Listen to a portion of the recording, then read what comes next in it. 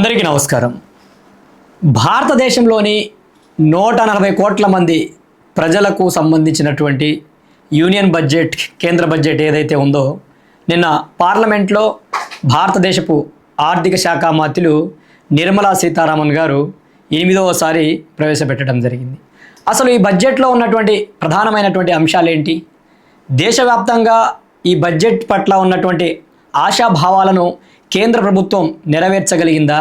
వారు అనుకున్నటువంటి విధి విధానాలను, అలానే దేశంలో ఉన్నటువంటి వృద్ధి రేటును పెంచడంలో కావచ్చు, లేకపోతే అప్పులను తగ్గించడంలో కావచ్చు, తీసుకోవాల్సినటువంటి విధి విధానాలకు సంబంధించి నిన్న జరిగినటువంటి బడ్జెట్ సమావేశాల్లో ఏదైతే పొద్దు ప్రజల ముందుకు తీసుకొచ్చారో ఆ పొద్దుకు సంబంధించి అన్ని అంశాలను ఒక్కసారి మనం ముందుగా ఏదైతే ప్రధానమైనటువంటి హైలైట్స్ ఉన్నాయో వాటి గురించి మాట్లాడుకొని తరువాత ఈ బడ్జెట్ వల్ల ఎవరికి ఉపయోగం ఉంది, ఈ బడ్జెట్ ఎవరికి ఉపయోగకరంగా ఉంది, అలానే సామాన్యులకు, పేద ప్రజలకు ఈ బడ్జెట్ వల్ల ఏదైనా ఉపయోగం కలిగేటువంటి అవకాశం ఉందా అనేటువంటి అంశాల గురించి కూడా మనం మాట్లాడుకునేటువంటి ప్రయత్నం చేద్దాం. ప్రధానంగా నిన్న భారతదేశపు ఆర్థిక శాఖ మంత్రులు నిర్మలా సీతారామన్ గారు నిన్న బడ్జెట్ సమావేశంలో ప్రారంభించేటువంటి సమయంలో ఏదైతే తమిళనాడుకు చెందిన స్వగ్రామం ఆమెది, అలానే తెలుగు ప్రాంతం ఏదైతే ఆంధ్ర కోడలుగా ఆమె గురజాడ అప్పారావుకు సంబంధించినటువంటి ఒక ప్రధానమైనటువంటి గేయం ఏదైతే ఉందో, దేశమంటే మట్టి కాదోయ్, దేశమంటే మనుషులో అనేటువంటి ఒక నినాదంతో తన ప్రసంగాన్ని ప్రారంభించారు. జీవకోటి వానల కోసం ఎదురు చూసినట్టే పౌరులు సుపరిపాలన అభిలషిస్తారన్న తిరుక్కోళ్ల హితవును పన్ను విధానాల రూపకల్పనలో దృష్టిలో ఉంచుకున్నామని, ఇది సామాన్యుల బడ్జెట్ 2047 నాటికి వికసిత్ భారత్ కలను సాకారం చేసుకునే దిశగా ఇదో పెద్ద ముందడుగంటూ తన బడ్జెట్ ప్రసంగాన్ని నిర్మలా సీతారామన్ గారు ప్రసంగించారు.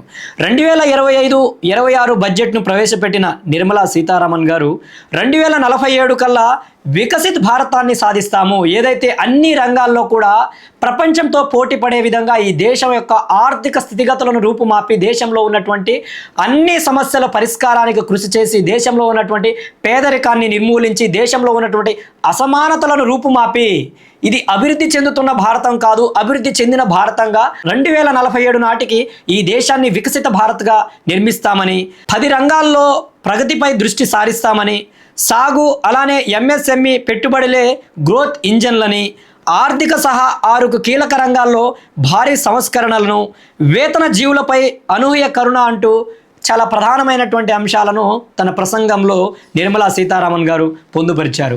అయితే ఇదే అంశానికి సంబంధించి ఏదైతే తెలుగు పత్రిక అయినటువంటి సాక్షి పత్రిక నాకు తెలిసి మొదటిసారి ఒక కొత్త అధ్యాయంతో ఒక మంచి ఆర్టికల్ను కూడా పొందుపరిచింది. ఆ ఆర్టికల్లో ఏమని ప్రస్తావించింది, ఆ ఆర్టికల్లో ఉన్నటువంటి అంశాలను విశదీకంగా మాట్లాడుకునేటువంటి ప్రయత్నం చేస్తే, మనం క్షణం జెర్సీ ఇలాంటి తెలుగు సినిమా దేన్నైనా చూడండి, సినిమా అటు ఇటుగా ఉన్న చివరి పావుగంట క్లైమాక్స్ అదిరిపోతుంది, అంతే హిట్టు కొట్టేస్తాయి.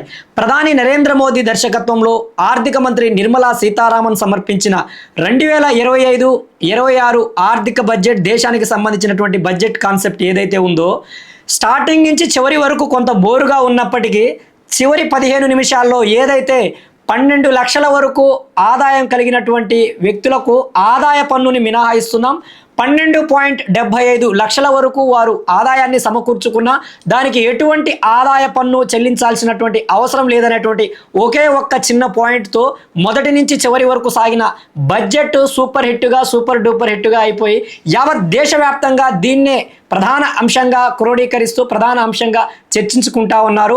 మొదటి నుంచి ఏం జరిగినా చివరిలో మాత్రం ఆశించిన విధంగా 10 లక్షల వరకు పన్ను మినహాయిస్తారు అనుకున్న ప్రజలందరూ ఆశించారు, మధ్యతరగతి ప్రజలు. కానీ ఒక్కసారిగా 12.75 లక్షల వరకు ఏదైతే 12,75,000 రూపాయల వరకు పన్నును మినహాయించడంతో ఇది సూపర్ డూపర్ హిట్గా అయిపోయింది. ఈ ఒక్క అంశంతోనే ఇది మధ్యతరగతికి సంబంధించినటువంటి ఐటీ ఉద్యోగులు కావచ్చు, లేకపోతే చిరు వ్యాపారులు కావచ్చు, చిరు ఉద్యోగుల బడ్జెట్గా మార్చడం జరిగింది. ఇది నరేంద్ర మోదీ గారి దర్శకత్వంలో నిర్మలా సీతారామన్ గారు ప్రవేశపెట్టినటువంటి బడ్జెట్ ఏదైతే ఉందో సూపర్ డూపర్ హిట్ అయిందని సాక్షి తన కథనంలో పొందుపరచడం జరిగింది. అయితే ప్రధానంగా ఈ యొక్క 2025-26కు సంబంధించినటువంటి యూనియన్ బడ్జెట్కు సంబంధించి ప్రధానంగా 50,65,345 కోట్లకు సంబంధించినటువంటి బడ్జెట్ను ప్రవేశపెడితే ఇందుకు సంబంధించి ప్రధాన రంగాలకు ఎంతవరకు కేటాయింపులు జరిగాయనే విధాలు మాట్లాడుకుంటే గతంలో లాగానే రక్షణ రంగానికి 4,91,732 కోట్ల రూపాయలను ప్రకటించింది తన పద్దులో. అలానే గ్రామీణాభివృద్ధికి ఏదైతే రూరల్ డెవలప్మెంట్కి కూడా 2,66,817 కోట్ల రూపాయలను ఆమోదించింది. అలానే హోంశాఖకు 2,32,211 కోట్లను కేటాయించింది. అలానే వ్యవసాయం, దానికి అనుబంధ సంస్థలు ఏదైతే దానికి అనుబంధంగా ఉన్నటువంటి రంగాలు ఏవైతే ఉన్నాయో వాటికి కూడా 1,71,437 కోట్ల రూపాయలను వెచ్చించింది. అలానే విద్యకు 1,28,650 కోట్లను కేటాయించింది. వైద్య రంగానికి కూడా 98,311 కోట్లను కేటాయించడం జరిగింది. అయితే ఈ బడ్జెట్లో తన ప్రసంగంలో ప్రసంగిస్తున్నటువంటి ఆర్థిక శాఖ మంత్రి నిర్మలా సీతారామన్ గారు ఏదైతే ఈ బడ్జెట్ మొత్తంలో కూడా హైలైట్ అంశం ఏదైతే ఉందో 12,75,000 రూపాయలకు సంబంధించినటువంటి ఆదాయ పన్ను మినహాయింపే చాలా ప్రధానంగా అన్ని అంశాల్లో కూడా ఈరోజు కేంద్ర ప్రభుత్వం కావచ్చు, అలానే రాబోయేటువంటి ఎన్నికలు ఏవైతే ఉన్నాయో అటు బీహార్ కావచ్చు, ఢిల్లీ ఎన్నికలకు సంబంధించినటువంటి అంశాల్లో కూడా ఢిల్లీ ప్రాంతంలో అత్యధిక శాతం ఈ యొక్క 12 లక్షల స్లాబు ఏదైతే ఆదాయం ఉందో ఇందుకు సంబంధించినటువంటి ఉద్యోగులు కావచ్చు, చిరు వ్యాపారులు కావచ్చు 40% పైచిలుకు ఉన్నారు. కాబట్టే 12 లక్షల వరకు ఈ యొక్క ఆదాయ పన్నును మినహాయించారనడంలో కూడా కొంత వాస్తవాలు ఉన్నాయి. ఈ అంశాలను తమ వ్యక్తిగత సెల్ఫ్ గోల్తో పాటు ప్రజలకు మేలు చేసే విధంగా, మధ్యతరగతి ప్రజలకు మేలు చేసే విధంగా ఈ యొక్క నిర్ణయం ఏదైతే తీసుకుందో ఇది నిజంగా చాలా హర్షించదగ్గ అంశం. అలానే పేదలకు, మధ్యతరగతి వర్గాలకు ఊతమిచ్చేలా ఉందని కూడా విశ్లేషకులు ఈ యొక్క నూతన బడ్జెట్ మీద తమ యొక్క ప్రసంగాలలో, తమ యొక్క విశ్లేషణలో తెలియజేస్తూ ఉన్నారు. అలానే ఎంఎస్ఎంఈకి, నూతన స్టార్టప్లకు కూడా ఊతమిచ్చేలా ఈ యొక్క బడ్జెట్లో బదలాయింపులు కావచ్చు, కేటాయింపులు ఉన్నాయి. అలానే పన్నుల భారం తగ్గించి పెట్టుబడులను పెంచి ఏదైతే అప్పులు ఉన్నాయో వాటిని తొలగించి రాబోయేటువంటి రోజుల్లో ఈ యొక్క సువర్ణ భారతాన్ని వికసిత భారత్గా నిర్మించడం కోసం కృషి చేస్తున్నట్లు తమ ప్రసంగంలో తెలియజేశారు. అలానే ఎస్సీ ఎస్టీ మహిళలకు ఆర్థిక పరంగా ఊతం ఇచ్చే విధంగా వారికి ఏదైతే 5 లక్షల రూపాయల కేటాయింపు ఉందో దానికి సంబంధించినటువంటి అంశంలో కూడా పేదలకు సంబంధించినటువంటి ఆర్థిక స్థితిగతుల్లో మార్పు తీసుకొచ్చే విధంగా కూడా ఈ యొక్క బడ్జెట్ ఉందని చాలా స్పష్టంగా అర్థమవుతా ఉంది. అలానే ఈ బడ్జెట్లో ఉన్నటువంటి ప్రధాన హైలైట్స్ మాట్లాడుకొని తర్వాత ఈ బడ్జెట్ వల్ల ఉన్నటువంటి పాజిటివ్స్ ఏంటి, నెగిటివ్స్ ఏంటి, అలానే నిత్యావసర సరుకులకు సంబంధించి కావచ్చు, లేకపోతే సామాన్య ప్రజల జీవిత స్థితిగతుల్లో ఈ యొక్క బడ్జెట్ వల్ల ఏదైనా మార్పు వస్తుందనేటువంటి అంశాల గురించి మనం చర్చించుకునేటువంటి ప్రయత్నం చేద్దాం. ప్రధానంగా ఈ యొక్క బడ్జెట్లో ఉన్నటువంటి కీ పాయింట్స్ గురించి మాట్లాడుకునేటువంటి ప్రయత్నం చేస్తే 1.7 కోట్ల మంది రైతులకు లబ్ధి చేకూర్చేలా ప్రధానమంత్రి ధనధాన్య కృషి యోజన, వ్యవసాయ ఉత్పాదక తక్కువగా ఉన్న 100 జిల్లాల్లో ఈ యొక్క పథకాన్ని అమలు చేస్తున్నట్లు, గరిష్టంగా 5 లక్షల రుణ పరిమితితో కిసాన్ క్రెడిట్ కార్డులు, ప్రస్తుతం ఆర్థిక సంవత్సరంలో ద్రవ్యలోటు జీడిపిలో 4.8% ఉంది. దాని రాబోయేటువంటి ఆర్థిక సంవత్సరం ఏదైతే 2026 ఆర్థిక సంవత్సరానికి దీన్ని 4.4% కట్టడి చేయాలన్న లక్ష్యంతో ముందుకు వెళ్తా ఉందని, సూక్ష్మ, చిన్న, మధ్య తరహా పరిశ్రమలకు రుణాలను అందించే ఆర్థిక సంస్థలకు ఇచ్చే క్రెడిట్ గ్యారంటీ మొత్తం 5 కోట్ల నుంచి 10 కోట్లకు పెంపుదల చేయడం జరిగింది. వచ్చే 5 ఏళ్లలో ప్రభుత్వ పాఠశాలలలో 50,000 అటల్ టింకరింగ్ ప్రయోగశాలల ఏర్పాటు, రూపాయలు 500 కోట్ల వ్యయంతో విద్యారంగంలో కృత్రిమ మేధ, ఉత్కృష్ట కేంద్రాలను ఏర్పాటు చేయడం జరుగుతూ ఉంది. అలానే గిగా వర్కర్లకు గుర్తింపు కార్డులు, ఈశ్రామ్ పోర్టల్లో వారి పేర్ల నమోదు, ప్రధానమంత్రి జన్ ఆరోగ్య యోజన ద్వారా ఆరోగ్య బీమా, ఏదైతే గిగా వర్కర్లు స్విగ్గీ కావచ్చు, జొమాటో కావచ్చు, అలానే ఈ బైకులకు సంబంధించినటువంటి యాప్స్ ఏవైతే ఉన్నాయో వీళ్ళందరూ కూడా గిగా వర్కర్ల కిందకు వస్తారు. వాళ్ళకు సంబంధించినటువంటి ఆరోగ్య బీమాలను కూడా కేంద్ర ప్రభుత్వం మంజూరు చేయడం జరిగింది. వారిని జన ఆరోగ్య యోజన ద్వారా ఆరోగ్య బీమా అందిస్తున్నట్లు కూడా ప్రకటించింది. బీమా రంగంలో విదేశీ ప్రత్యక్ష పెట్టుబడుల పరిమితి 74% నుంచి 100% పెంపు, ప్రీమియం మొత్తం భారత్లోనే ఉంచే సంస్థలకే ఈ వెసులుబాటు అంటూ మరొక అంశాన్ని ప్రకటించింది. నిధుల కొరతతో నిలిచిపోయిన 1,00,000 గృహాల నిర్మాణాన్ని సత్వరమే పూర్తి చేసేందుకు 15,000 కోట్ల రూపాయల నిధిని కూడా ప్రకటించడం జరిగింది. సమర్పించిన ఆదాయ రిటర్ను పన్నుల్లో సవరణలకు గడువు 2 నుంచి 4 ఏళ్లకు పొడిగించడం జరిగింది. వృద్ధులకు సంబంధించినటువంటి నగదు డిపాజిట్లపై వచ్చే వడ్డీ ఆదాయం రూ1,00,000 వరకు పన్ను ఉండదు. ప్రస్తుతం ఈ పరిమితి 50,000గా ఉంది. 50,000 నుంచి ₹1,00,000 వరకు ఏదైతే ఈ యొక్క బ్యాంకులకు సంబంధించినటువంటి సేవింగ్ అకౌంట్స్లో కావచ్చు, లేకపోతే ఫిక్స్డ్ డిపాజిట్లో కావచ్చు, ఆర్డీలు కావచ్చు, ఇట్లా చేసిన వ్యక్తులకు సంబంధించినటువంటి వృద్ధులకు సంబంధించి ఏదైతే దాని మీద వచ్చేటువంటి వడ్డీ గతంలో 50,000 రూపాయలు ఉంటే దాని మీద పన్ను విధించేటువంటి అవకాశం ఉంది. ఆ 50,000 కాదు, ఇప్పుడు 1,00,000 వరకు ఎంత వడ్డీ వచ్చినా దాని మీద ఎటువంటి పన్ను విధించరు అనేది ఇక్కడ చాలా స్పష్టంగా తెలియజేయడం జరిగింది. అలానే ఏడాదికి ₹6 లక్షల లోపు అద్దె ఆదాయం పన్ను నుంచి మినహాయింపు. ప్రస్తుతం ఈ పరిమితి 2,40,000 వరకు ఉంది. ఏదైతే ఇప్పటి వరకు ఏడాదికి ఇంటికి సంబంధించినటువంటి ఈ యొక్క హౌస్లకు సంబంధించినటువంటి పన్నులు, అద్దెకు సంబంధించినటువంటి ఆదాయాల మీద పన్ను ఏదైతే ఉందో దాన్ని 6 లక్షల వరకు ఆదాయం ఉంటే దాని మీద ఎటువంటి పన్ను లేదని కూడా కేంద్ర ప్రభుత్వం ప్రకటించింది.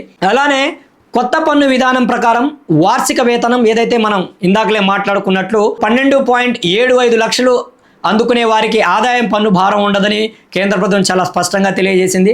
క్యాన్సర్, అరుదైన దీర్ఘ వ్యాధుల చికిత్సకు ఉపయోగించే 36 ప్రాణాధార ఔషధాలకు బేసిక్స్ కస్టమ్స్ సుంకాల నుంచి మినహాయింపు. ఏదైతే క్యాన్సర్కు సంబంధించి, అరుదైన వ్యాధులకు సంబంధించి ఆ యొక్క మందులను కనుక్కునేటువంటి విధి విధానాల్లో దాంట్లో వాడేటువంటి బయోటిక్స్ ఏవైతే ఉన్నాయో వాటికి సంబంధించినటువంటి GSTని కూడా పూర్తిగా ఎత్తివేయడం జరిగింది. అలానే నగరాలను, పట్టణాలను వృద్ధికి కేంద్రాలుగా తీర్చిదిద్దేందుకు ₹1,00,000 కోట్లతో అర్బన్ ఛాలెంజ్ ఫండ్ను కూడా ప్రకటించింది. అణు ఇంధన కార్యక్రమంలో భాగంగా చిన్నపాటి రియాక్టర్ల తయారీకి అవసరమైన పరిశోధనలు, అభివృద్ధి కోసం ₹20,000 కోట్లను కేటాయించడం జరిగింది. ఉడాన్ పథకం ద్వారా దేశంలో 120 కొత్త ఎయిర్పోర్ట్లను ఏర్పాటు చేస్తున్నట్లు కూడా కేంద్ర ప్రభుత్వం ఆర్థిక మంత్రి తన యొక్క బడ్జెట్ ప్రసంగంలో ప్రకటించడం జరిగింది. కీలకమైన 4 రంగాలకు వ్యవసాయం, చిన్న మధ్య తరహా పరిశ్రమలు, పెట్టుబడులు, ఎగుమతులు వృద్ధింజలుగా గుర్తింపు కలిగించడం జరిగింది. అలానే విద్యుత్ వాహనాలు, మొబైల్ ఫోన్లు, అవసరమైన లిథియం అయాన్ బ్యాటరీల అదనపు ప్రోత్సాహకాలను అందించడం జరిగింది. ₹20,000 కోట్లతో నేషనల్ మారిటైమ్ ఫండ్ ప్రభుత్వం, ప్రైవేట్ పోర్టుల భాగస్వామిత్వము మారిటైమ్ మిషన్ను కూడా ఏర్పాటు చేయడం జరిగింది. బీహార్లో ఏదైతే రాబోయేటువంటి ఎన్నికలను దృష్టిలో పెట్టుకొని బీహార్ మీద ఈ యొక్క బడ్జెట్లో వరాల జల్లు కురిపించిందనడంలో ఎటువంటి సందేహం లేదు. దేశవ్యాప్తంగా ఉన్నటువంటి రాష్ట్రాలన్నిటికంటే బీహార్కి ఈ బడ్జెట్ కేటాయింపుల్లో అత్యధిక వాటా దక్కింది. అయితే ఈ యొక్క బీహార్లో కొత్త గ్రీన్ఫీల్డ్ ఎయిర్పోర్టు, బొమ్మల తయారీ దేశంలో ప్రపంచ స్థాయిలో నిలిపేలా ప్రత్యేక కార్యక్రమం, మేక్ ఇన్ ఇండియా బ్రాండ్ కింద ప్రోత్సాహం, వచ్చే 5 ఏళ్లలో దేశవ్యాప్తంగా 75,000 కొత్త మెడికల్ సీట్లు, పరిశ్రమలకు ప్రోత్సాహం కోసం నేషనల్ మ్యానుఫ్యాక్చరింగ్ మిషన్, మైనార్టీ వ్యవహారాలకు ₹3,350 కోట్లు. ఇది 2024-25 సంవత్సరంలో సవరించిన అంచనా కంటే 1,480 కోట్లు ఎక్కువగా ఉంది. మైనార్టీ విద్యార్థుల విద్యా సాధికారతకు ₹678.03 కోట్లు. మంత్రిత్వ శాఖ కింద పథకాల ప్రాజెక్టుకు ₹1,237.32 కోట్లను కేటాయించడం జరిగింది. అలానే మన దేశం నుంచి వివిధ దేశాలకు ఎగుమతులకు ప్రోత్సహించే ఉద్దేశంతో 2,250 కోట్లతో ఎగుమతుల ప్రోత్సాహక మిషన్ను కూడా ఏర్పాటు చేయడం జరిగింది. తోలు, పాదరక్షకుల రంగాలకు ఉత్పాదకత, నాణ్యత, పోటీ సామర్థ్యాన్ని పెంచేందుకు ప్రత్యేక పథకం, 22 లక్షల ఉద్యోగాలు, ₹4 లక్షల కోట్లు టర్నోవర్ సృష్టికి అవకాశం. వచ్చే ఆర్థిక సంవత్సరంలో 9 ప్రభుత్వ రంగ విద్యుత్ సంస్థల మొత్తం పెట్టుబడులు 21% పెంచి 86,138.45 కోట్లకు చేర్చాలని యోచన. ఫస్ట్ డెవలప్ ఇండియా స్ఫూర్తితో ప్రస్తుత ద్వైపాక్షిక పెట్టుబడి ఒప్పందాలు ఏదైతే BIT నమూనా నవీకరణ, విదేశీ పెట్టుబడిదారులను ఆకర్షించాలనేదే దీని యొక్క ప్రధాన లక్ష్యం. ఈ ఏడాది జనవరిలో BST వసూళ్లు ₹1.96 లక్షల కోట్లు చేరాయి. 2024 జనవరితో పోలిస్తే ఇవి 12.3% అధికం. ప్రైవేట్ రంగంలో భాగస్వామ్యంతో ఆవిష్కరణ ప్రోత్సాహానికి ₹20,000 కోట్లు. వచ్చే వారంలో కొత్త ఆదాయ పన్ను బిల్లును కూడా ప్రవేశపెడుతున్నట్లు కూడా తెలియజేయడం జరిగింది. భౌగోళిక మౌలిక సదుపాయాలు, డేటా అభివృద్ధికి 100 కోట్లు. జాతీయ భౌగోళిక జియోస్పేషియల్ మిషన్ ఏర్పాటు చేయనున్నారు. భూముల్లో రికార్డులు, పట్టణ ప్రణాళికలకు ఆధునీకరించడం, మౌలిక సదుపాయాల ప్రాజెక్టుల రూపకల్పనకు సులభతరం ఈ మిషన్ ఉద్దేశం. పర్యావరణ మంత్రిత్వ శాఖకు ₹412.82 కోట్లను కేటాయించారు. గ్రీన్ ఇండియా నేషనల్ మిషన్కి 220 కోట్లు, సహజ వనరుల పరిరక్షణకు 50 కోట్లు ఇవ్వనున్నారు. తయారీ కార్యక్రమాన్ని మరింత ముందుకు తీసుకువెళ్లేందుకు జాతీయ తయారీ మిషన్ను ఏర్పాటు చేయనున్నట్లు ప్రభుత్వం ప్రకటించింది. వ్యాపారాన్ని సులభతరం చేయడం, గిరాకీ ఉన్న ఉద్యోగాలకు యువతను సిద్ధం చేయడం, ఎంఎస్ఎంఈ రంగాన్ని బలోపేతం చేయడం, సాంకేతికతను అందుబాటులోకి తీసుకురావడం, నాణ్యత కలిగిన ఉత్పత్తుల రూపకల్పన వంటి 5 కీలక అంశాలపై ఈ మిషన్ దృష్టి సారించనుంది. ఇలా అనేక అంశాలకు సంబంధించి కేంద్ర ప్రభుత్వం చాలా స్పష్టంగా అంచనాలతో, లెక్కలతో తమ యొక్క ఆర్థికానికి సంబంధించినటువంటి బడ్జెట్ ప్రవేశపెట్టేటువంటి కార్యక్రమంలో చాలా స్పష్టంగా తన యొక్క బడ్జెట్ పద్దు పుస్తకంలో చాలా స్పష్టంగా తెలియజేసింది. అలానే ఈ బడ్జెట్ కేటాయింపుల్లో ఆంధ్రప్రదేశ్ రాష్ట్రానికి కూడా పోలవరానికి 5,936 కోట్లు ఏదైతే గతంలో ఏ విధంగా అయితే హామీ ఇచ్చారో వాటిని బడ్జెట్లో పొందుపరిచి బడ్జెట్లో అందజేస్తామనడం, అలానే విశాఖ స్టీల్కు 11,917 కోట్లను అందించినట్లు, అలానే రాష్ట్రానికి సంబంధించినటువంటి జల్ జీవన్ మిషన్కి కూడా ఈ యొక్క గడువు ఏదైతే ఉందో దాన్ని 2028 నాటికి పొడిగించడం, ఇలా అనేక అంశాల్లో కూడా ఆంధ్రప్రదేశ్ రాష్ట్రానికి కూడా కొంతవరకు సముచిత స్థానాన్ని కేంద్ర ప్రభుత్వం ప్రకటించడం జరిగింది.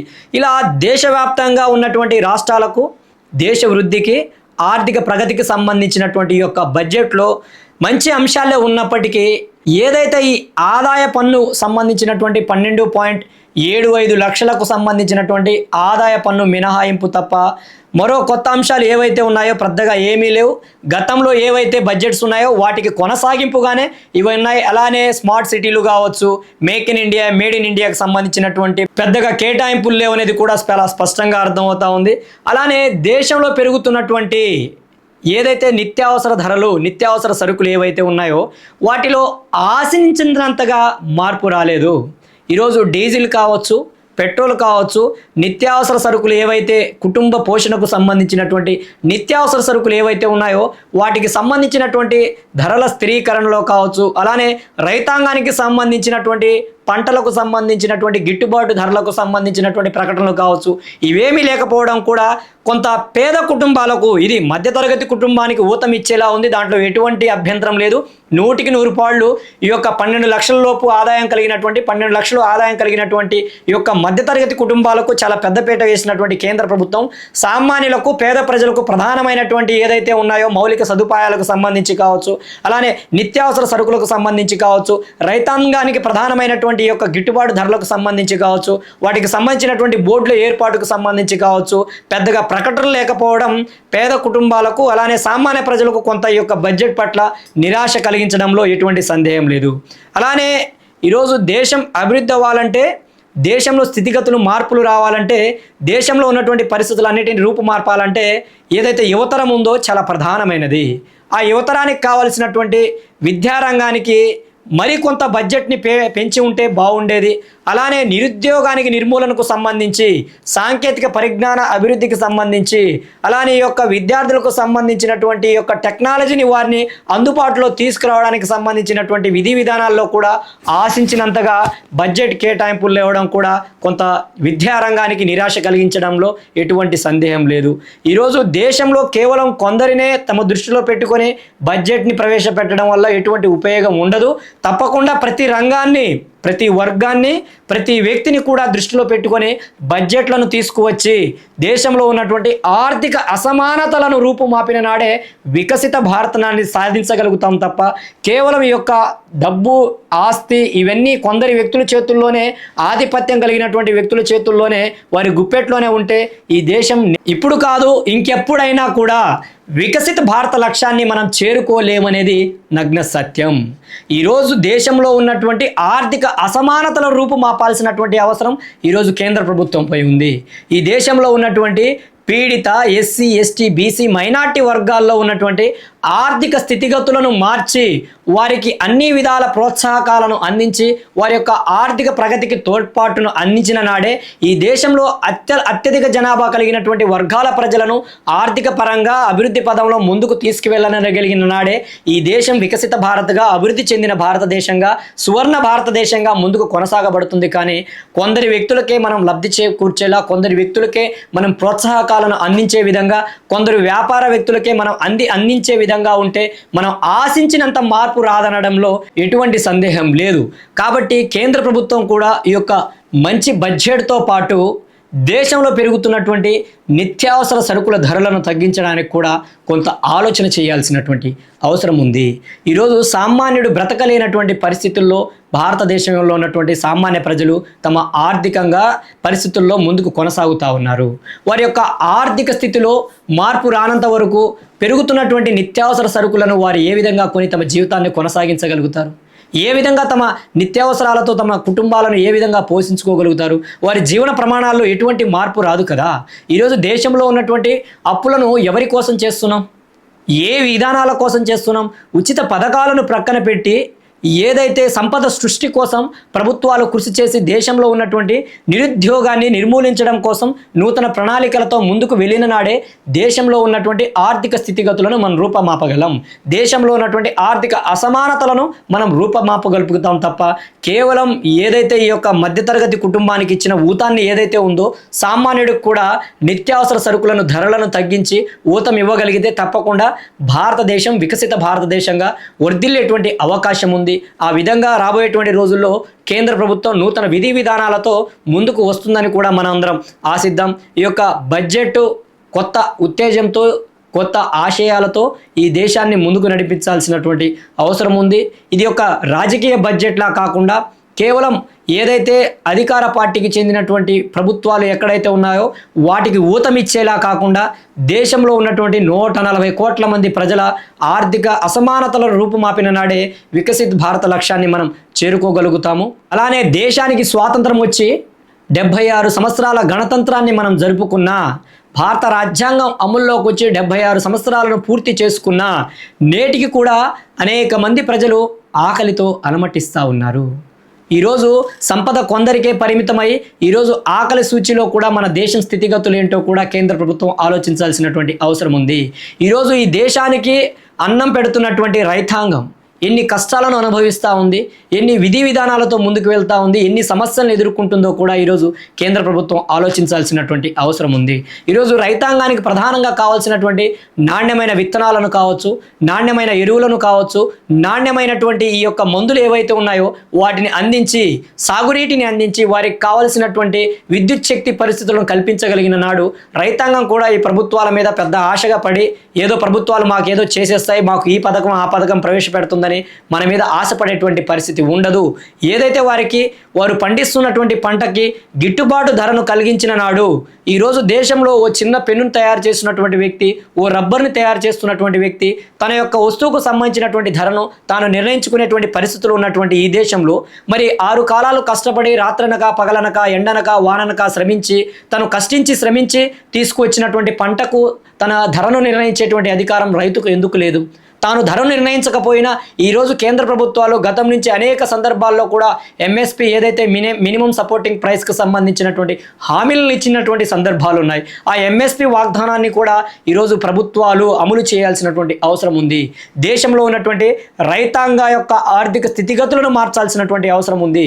ఈరోజు రైతులు వ్యవసాయాన్ని వదులుకొని ఈరోజు పట్టణాలకు చేరితే ఈరోజు ఈ దేశం ప్రపంచంలోనే ధాన్యాగారంగా ఈ యొక్క దేశానికి సంబంధించినటువంటి ఉత్పత్తులకు సంబంధించినటువంటి విధి విధానాల్లో ప్రపంచం మీద ఆధారపడాల్సినటువంటి పరిస్థితి ఉంది కదా. ఈరోజు మనం ఇతరులకు ఎగుమతి చేసేటువంటి పరిస్థితుల నుంచి దిగుమతి చేసుకునేటువంటి పరిస్థితులకు దిగజారేటువంటి అవకాశం ఉంది. ఎందుకంటే దేశవ్యాప్తంగా లక్షలాది ఎకరాలు వ్యవసాయానికి దూరమై బీడులు పడుతున్నటువంటి పరిస్థితులు. ఎందుకంటే సకాలంలో పరిస్థితులు కావచ్చు, నకిలీ విత్తనాలు కావచ్చు, నకిలీ ఎరువులు కావచ్చు, ఇలా అన్నీ కూడా ప్రజలను సతమతం చేస్తూ ఉంటే వారు కష్టించి శ్రమించి పండించిన పంటకు నాణ్యమైనటువంటి గిట్టుబాటు ధర లేకపోవడం కూడా ఈరోజు రైతాంగం నుంచి వ్యవసాయం నుంచి ప్రజలను దూరం చేసేటువంటి అవకాశం ఉంది. కాబట్టి వారికి మినిమం సపోర్టింగ్ ప్రైస్ను అందించే విధంగా కూడా ఈరోజు కేంద్ర ప్రభుత్వం ముందుకు వెళ్లాల్సినటువంటి అవసరం ఉంది. అలానే ఈ దేశంలో ఉన్నటువంటి చిన్న తరహా పరిశ్రమలకు తగిన గుర్తింపునిచ్చినటువంటి ఈ యొక్క బడ్జెట్ మంచి బడ్జెట్గానే మనం అందరం ఆశాభావంతోనే ముందుకు వెళ్దాం.